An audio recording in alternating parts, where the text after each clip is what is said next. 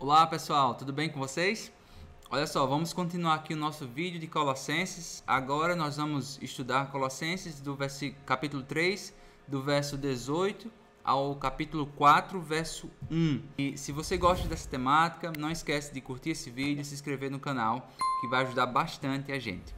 Então, vamos lá para o texto. Esposas, sede submissas ao próprio marido, como convém no Senhor. Maridos, amai vossa esposa, e não a trateis com amargura.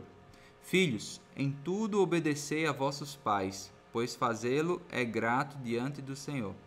Pais, não irriteis os vossos filhos, para que não fiquem desanimados.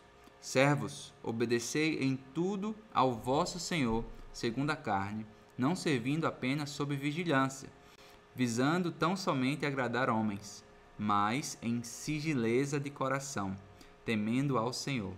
Tudo quanto fizerdes, fazei-o de todo o coração, como para o Senhor, e não para homens, cientes de que recebereis do Senhor a recompensa da herança. Pois aquele que faz injustiça receberá em troco a injustiça feita, e nisto não há acepção de pessoas. Senhores, tratai os servos com justiça e com equidade, certos de que também vós tendes Senhor no céu. Amém. Gente, Paulo, ele entrou nessa parte prática desde os versículos passados, do vídeo passado, e ele estava no início da carta falando questões mais doutrinárias, e agora ele está falando questões mais práticas. No vídeo anterior, que foi do versículo 12 ao 17, eu falei questões mais práticas, mas era um pouco geral, né? Falava sobre bondade, humildade, de forma mais geral. Agora nós dizemos assim que Paulo está entrando na nossa casa, né? Ele está falando já para as funções de cada um. E da nossa posição, nós já entendemos a nossa posição em Cristo, e agora ele está entrando na posição de cada um. O título desse vídeo de hoje eu coloquei assim, né, os dois palavrões atuais, né, autoridade e submissão, porque essas palavras são muito mal interpretadas e, infelizmente, alguns cristãos não focam no que ela quer dizer na palavra de Deus. E eles pegam emprestado esse entendimento ou essa definição secular do mundo e querem trazer e aplicar na palavra de Deus hoje. Quando a palavra fala sobre submissão, quando a palavra fala sobre autoridade, o que é que ela está querendo dizer? E quando a palavra está falando sobre esposas serem submissas, o que é que ela está querendo dizer também? Essa autoridade dos maridos, né? Então no texto ele começa, no versículo 18, esposas sede submissas ao próprio marido como convém no Senhor. Ele está falando da função dela, mas com a identidade dela em Cristo. A função dela de submissão a uma autoridade estabelecida por Deus. Então Deus estabelece no casamento o marido como autoridade, e a função da mulher é de submissão a essa autoridade. Isso não quer dizer subserviência, que o marido é o senhor lá feudal com chicote, né, e ela vai fazer sim mestre, né? Isso não quer dizer isso, mas ela está falando que a submissão dessa esposa ao marido, ela deve fazer como estivesse fazendo para o Senhor, porque isso agrada ao Senhor. Então a função dela é entender a autoridade que existe no marido, e a função dela de servir a esse marido e de se submeter a ele, porque Deus estabeleceu assim a função dela no casamento. Então isso é muito forte. Então, a gente precisa dessas definições, a gente precisa que uma mulher que foi aceita por Cristo, ela entenda o seu papel de submissão ao marido, não como a cultura diz, né, que o marido é um opressor dela, mas o marido que é moldado por Cristo é totalmente diferente. Então, como convém ao Senhor, como é adequado no Senhor, que Deus estabeleceu isso para a nossa segurança, para o nosso bem. Então a gente tem que confiar que a palavra do Senhor é boa, que aquilo que o Senhor escolheu é para o nosso bem. Então, mulheres, não sejam influenciadas por uma onda feminista dizendo que você tem que lutar contra a autoridade do seu marido. Se você é cristã de verdade, se você não é cristã, você não vai ter o princípio da palavra de Deus como a sua regra de fé e prática, né?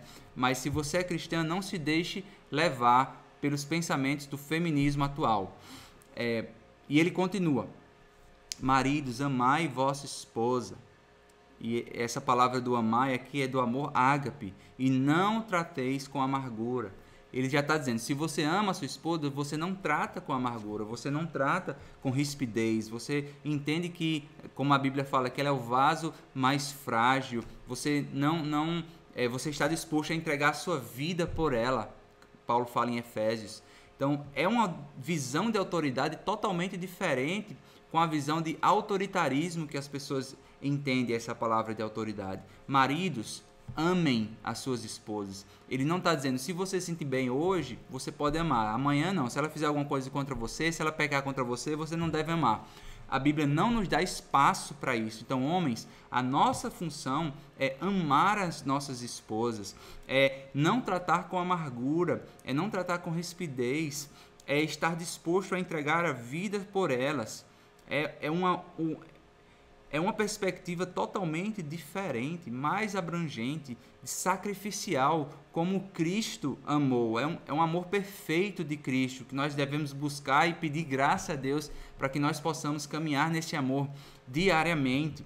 Filhos, em tudo obedecei a vossos pais. Essa palavra obedecei se relaciona também com a palavra submissa, que coloca a função dos filhos, assim como das esposas, em submissão à autoridade. Assim como a mulher deve se submeter ao seu marido, os filhos devem obedecer aos pais, ao pai e à mãe. O filho, ele deve obedecer ao pai em tudo, porque isso agrada, porque fazer isso agrada diante de Deus. Então, nós pais, temos a disciplina bíblica, nós caminhamos ensinando os nossos filhos, inculcando a palavra de Deus, para que eles sejam obedientes. Então, o pai que ajuda o filho nisso, nessa questão da obediência, do ensino, pai que não fica apático, pai que não fica, deixa ele crescer como ele achar o melhor para ele. Não, os pais devem direcionar e guiar os filhos nisso, para que os filhos olhem para esse texto e entendam, realmente, a palavra de Deus, eu devo temer ao Senhor e obedecer aos pais em tudo. Mas ele não nasce programado para isso, né? Então os pais têm que ajudar nisso também. Os pais devem obedecer a Deus na sua função. Então os filhos obedecem tudo aos pais, e os pais entendem que a função dos filhos é obedecer em tudo, mas em tudo que a Bíblia manda. Tudo que a Bíblia manda os pais guiarem os filhos. Então não é os filhos não são empregados dos pais nesse sentido assim de senta, levanta, baixa, sabe, de robótico que eu digo. Não, os pais devem guiar e ordenar dos filhos, mas de acordo com as Escrituras. Então, eles vão trazer segurança para os filhos obedecerem em tudo, e não pelos próprios caprichos dos pais. É isso que eu quero dizer. Então, olha o relacionamento aqui.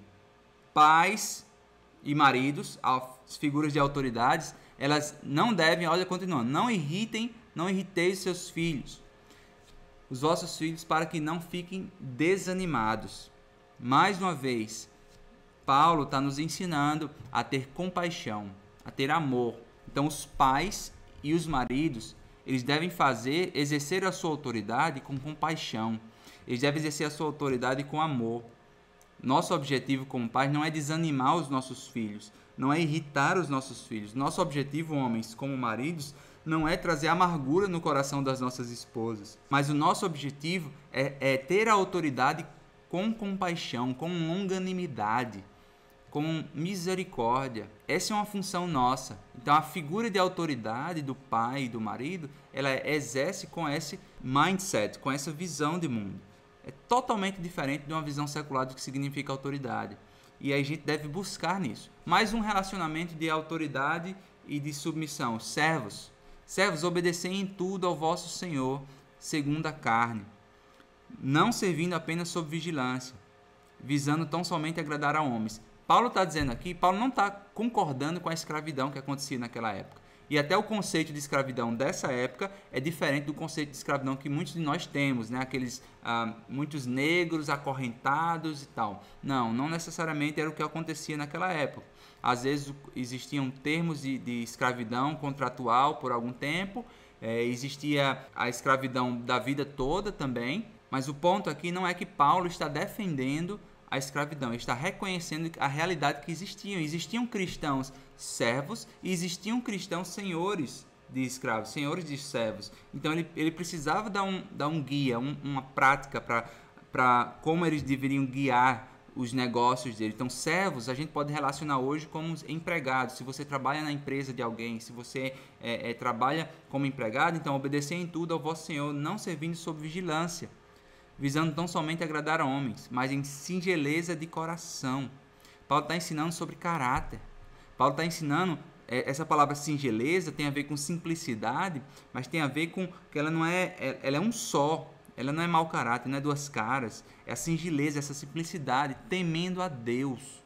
É isso que a gente deve fazer. Temer ao Senhor no nosso trabalho.